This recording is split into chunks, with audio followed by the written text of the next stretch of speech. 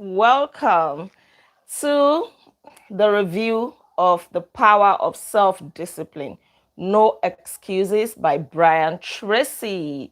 Yes, and in this book, we're going to learn about the 21 ways to achieve lasting happiness and success. We're starting the review of this book today, and I really want to encourage you not to miss a single review. If you are going to see lasting changes in your life, if you're going to live an extraordinary life, you need to cultivate the habit of self-discipline.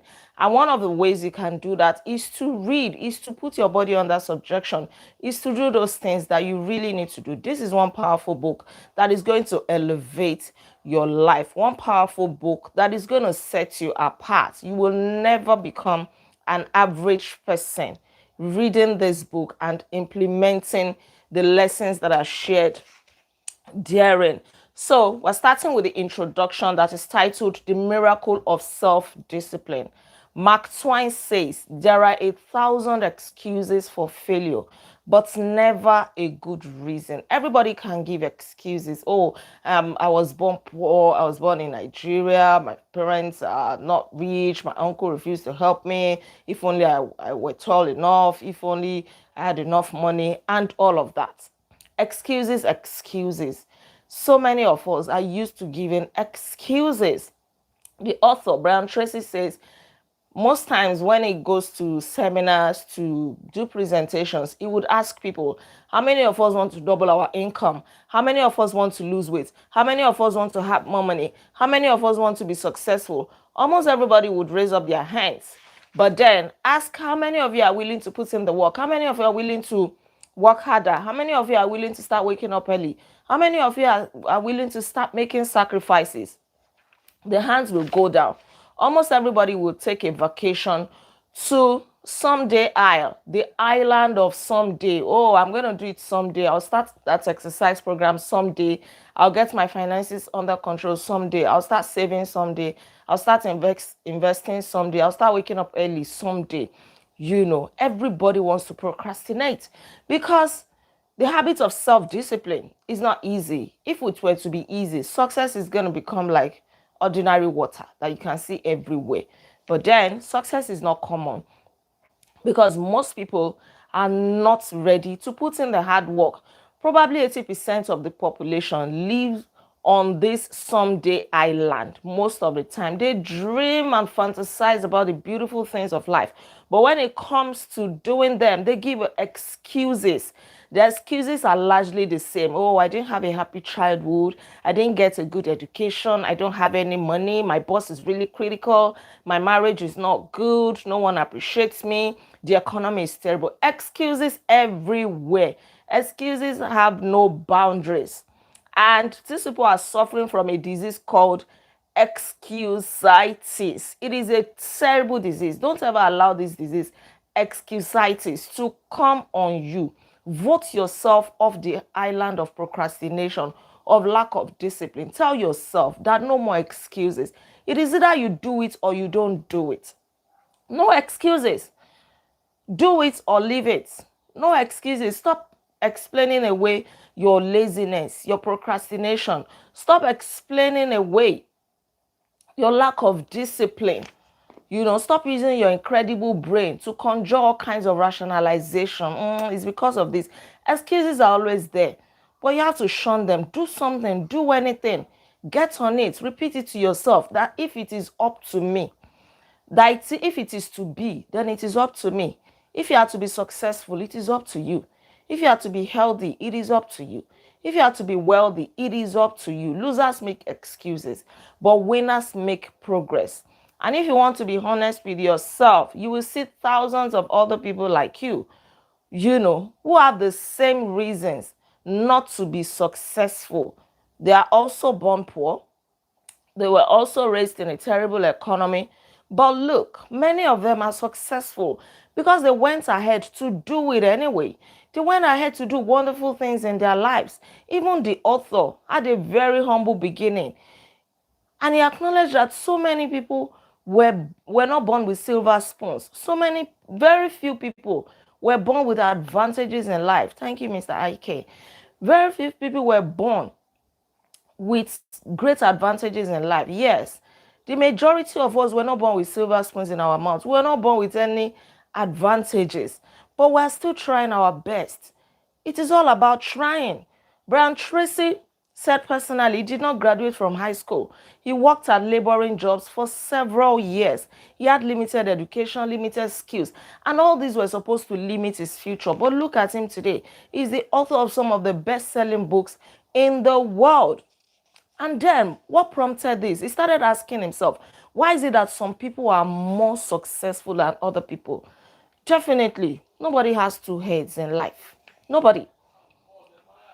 So why is it that some people are more successful?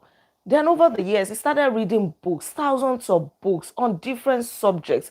Then he realized that one quality that most philosophers, teachers, and experts agree upon as the topmost ingredient of success is self-discipline.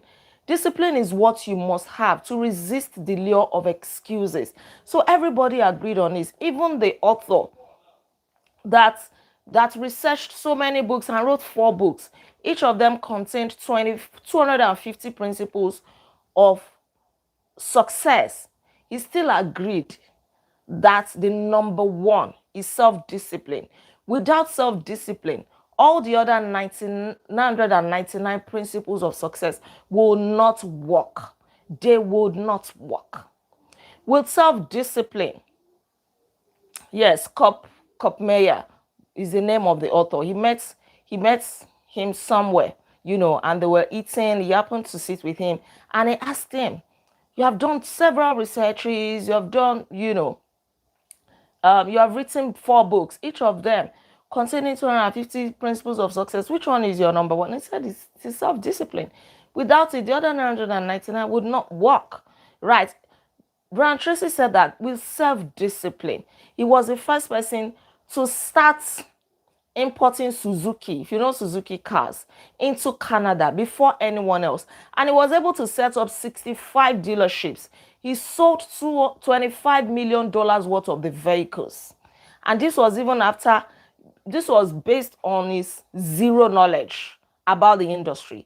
He also got into real estate with zero knowledge, but with self-discipline, he learned. He sold several buildings. He built shopping centers, industry parks, office buildings, residential subdivisions. He wrote several books. In fact, his audio and video programs, book seminars and training programs have sold more than $500 million in 36 languages and 54 countries. Even for the fact that he dropped out of high school, he still went ahead to acquire his MBA in his 30s. So you see, nothing can limit you except your own excuses. Your economy is never going to limit you. Nothing. The lack of money, your background, your skin color is not a limitation. Your excuses are your limitation. So who should read this book? I'm so happy for you that you are reading this book with me. You are reviewing it with me.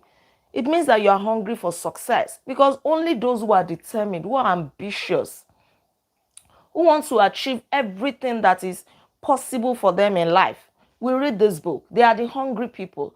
If you are not hungry, you will see a book like this and you will pass over it.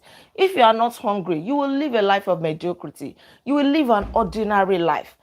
But for you to be attending this review when you are supposed to be doing something else, you have so many excuses not to attend this review. It shows that you really want that change, positive change in your life, and I congratulate you. Right? Success is not so much about the things that you acquire. No. Every time we talk about success, we're not talking about the beautiful houses, cars, or the blings and designer clothes that you can be wearing and showing off. No. Success is more about the quality of person that you are becoming. Every time you read a page of a book, something has dropped inside of you. You may not see it, but these things compound to make you the kind of person that people will value, that they will honor, the kind of person that will command respect. That is the way it works. So this book will serve as your step-by-step guide to becoming a remarkable person who is capable of remarkable achievements. And you must know that self-discipline is the ability to do what you should do, when you should do it, whether you feel like it or not. No excuses. Self-discipline is your key to personal greatness. And do you know your two worst enemies? Number one is the path of least resistance. What does this mean? The path of least resistance is what causes people to take the easy way out. They will, when they say work resumes at 8 o'clock, they will arrive at work at that 8 o'clock or 7:59 or 8:01. When they say, oh, this is the minimum standard required, just score 40 and that's your pass mark. They will just try to score that 40. They can't stretch themselves. They cannot stress. They can't push themselves. If it is not easy, count them out. Every opportunity that they have like this, they want to just give a minimal effort. They will be the last person to get to work and the first person to leave. They can't give an extra time, no extra effort whatsoever. It is people like them that look for get rich quick scheme to put their money. They want quick returns. They just have the habit of looking for easier and faster way out of doing anything. They are the ones that will be shouting, work smart, work smart. You don't need to work hard, work smart, work. But their life is not really showing it. Right. CBEX, the CBEX family. Sorry if you did CBEX. The second enemy of success is the expediency factor. This one is an extension of the law of least resistance, but it is worse because it leads people to failure and underachievement. And this principle says that people invariably seek the fastest and easy way of getting the things they want right now without any concern or very little concern for long-term consequences. These ones don't even think it through. The way it drops on their mind is the way they do it. Expediency factor. You know when it says something is expedient, let it be fast, let it be quick, let it quick. They're not thinking through the consequences. They're not thinking through whether it's going to bring them regret or not. Expediency means, whatever it takes, let's just do it now, no. Whether it is the right way or not. Now, another word for self-discipline is self-control. Another word for self-discipline is self-denial. Another word for self-discipline is sacrifices. Another word for self-discipline is delayed gratification. You see, all these words are synonymous with self-discipline. If you want immediate gain, forget about long-term success. If you cannot make sacrifices to forgo some immediate pleasure for long-term wonders or miracles in your life, then it means that you are not disciplined. If you cannot deny yourself of sleep, too much food, you cannot fast, you cannot read.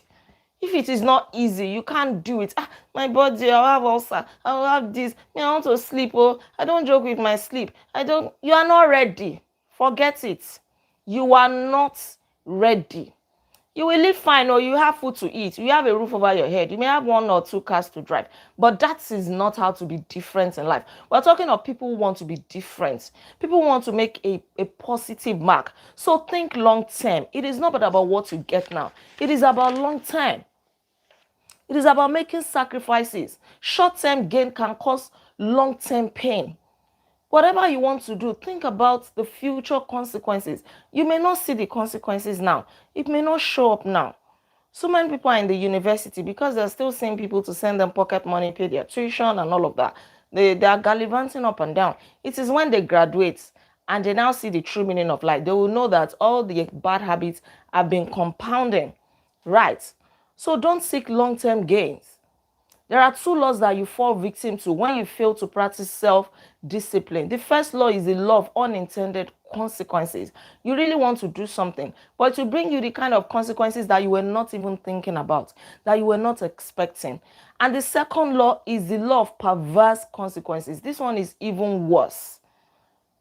You never expected that it will bring you bad consequences, but it does because you didn't take your time to think it through, just like the law of expediency factor. Right. And you also need to know that the common denominator of success, according to Herbert Gray, a businessman who conducted a large long-term study, you realize that the common denominator of success is that successful people make a habit of doing the things that unsuccessful people don't like to do. If it is hard, unsuccessful people, failures, people who give excuses, don't like to do it. They want to have their dessert before dinner.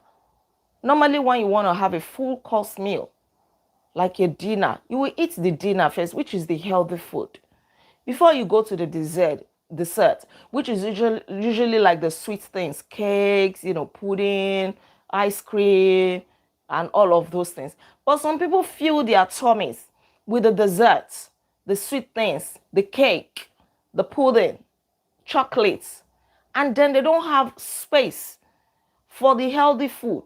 That is what a lack of discipline does. You just want the sweet things, the easy things, and then you don't have any room for hard work in your life. The things that will bring you real profits, the good food that will nourish your body. You don't have space to take it in. Whatever you do, make sure you cultivate the habit of self-discipline. It is going to help you. Refuse to make excuses. Napoleon Hill, who also wrote a similar book with this title, also agreed that self-discipline is the master key to riches. You need to be able to deny yourself if you really, really want to be successful. Self-discipline is not easy. Yesterday morning, I woke up and I wanted to do my morning workout. And I was almost crying. Like, it's so hard to wake up at this time. And for the fact that I went to bed late, it was telling on my body like I needed more sleep. But I built that habit. I just have to wake up. I just have to get up. I just got up. I started doing my exercise. I'm sure if somebody had looked at my face would have looked something like I really wanted to cry. It was painful. But I continued anyway. And before I even finished that exercise, I forgot about the fact that I was about to cry when I first started it, because my body now became conditioned into it. And by the time I was done, I was very much alive. I didn't feel like going back to bed. I prepared for work, prepared the children, and that's immediately. So the starting point of everything is always hard. But you just need to push yourself into it. Just try to start. Like we learned in the last book that we just reviewed, the 5 a.m. club. Once your alarm goes off at 5 a.m., you don't have any time to think about it. There's something called the 5 seconds rule. You have 5 seconds to make up your mind whether you're going to do that exercise at that moment, whether you're going to do that work, whether you're going to start writing that book, whether you have 5 seconds to determine. That 5 seconds can change your life. Jump out of bed as if somebody has poured hot water on you. That is how you beat procrastination. That is how you beat excuses. Don't dilly-dally about it. Should I wake up? Should I? No, jump out. If you need to rinse your face with very cold water, go and do it. Whatever you need to do, quickly go and do it. Because the decisions that will move your life forward are made within split seconds. That is the power of self-discipline. Nobody is saying that it is going to be easy. But is success easy? Is greatness easy? If it is easy, almost every riffraff is going to be great. Every riffraff is going to be successful. But it is tough. You will almost want to cry. You will question your existence. You will question your decisions. You'll be like, who even sent me? Life is not this hard. But by the time the results start showing, even you'll be smiling from cheek to cheek. You'll be glad that you made such sacrifices. That's what we're talking about. So this is just the introduction. We are just starting. In the pages ahead, we're going to learn the 21 areas of life in which the practice of self-discipline is vital to fulfilling your full potential and achieving everything that is possible for you. This is where we're going to stop today. Tomorrow, by God's grace, we're going to review chapter 1, which is titled Self-Discipline and Personal Success. Thank you so much for joining me on today's review. Please don't forget to like this video, share your comments with me, and kindly subscribe to this channel in case you are yet to subscribe. I remain Olaide Ogbaje, also known as First Lady. And on this channel, I inspire you to live intentionally. I'll see you tomorrow by God's grace. Until then, be intentional. Bye. You're welcome. It's hot already. Yeah.